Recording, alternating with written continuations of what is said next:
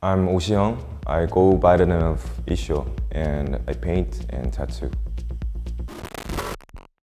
In the previous work, I used wood frames and tattoo needles, evoking images of a coffin, and dealt with human beings an inevitable end as an organic entity.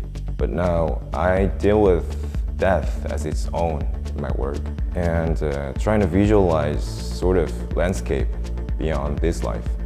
To do that, I mainly use figures from my old family pictures, animals with religious metaphor, and some iron plates. I don't make figures with thick layers to represent the figures look like a diaphanous soul. It sets against the property of the iron plates, which is very solid and opaque. I wanted to give some visual contrast and tension between that properties of soul and irons in the landscape. My father is an anatomist. When I was around 6 or 7, he used to take me over to his lab. Oftentimes, I was left alone in there. I was so frightened because there were some skeletons, real human skeletons in the lab. That was probably the very first encounter with death that I had. Death is not just a main issue for my work, but in my everyday life, everyone else's life. Most of the concepts of my work are from the book called The Tibetan Book of the Dead. It's like a scripture for Buddhists. According to this book, natural elements like water, fire, earth, etc. have religious meaning. These elements are used to describe the physical procedure of death in this book. And the title of this show comes from one of these descriptions. As I mentioned just before, I use the Tibetan book as a main reference of my work. It's like a guidebook for the dead written by a Buddhist monk.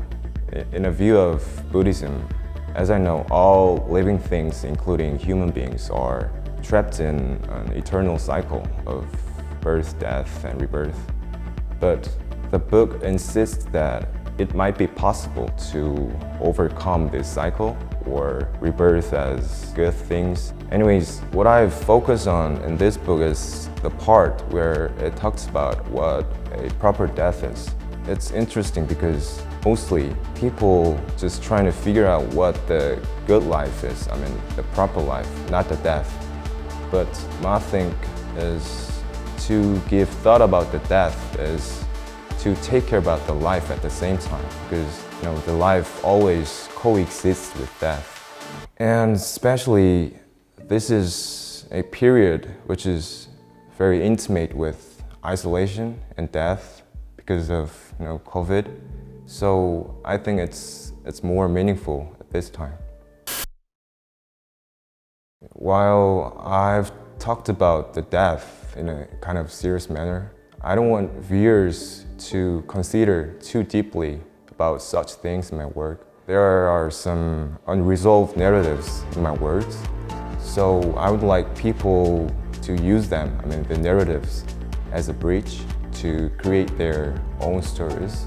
I don't really believe that my work has great power, but I still believe it has value in terms of being able to make people curious and entertained.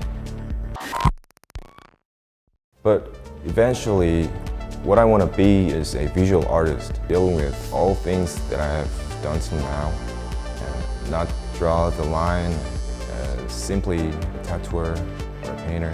I'm going to make works that affect the collective culture.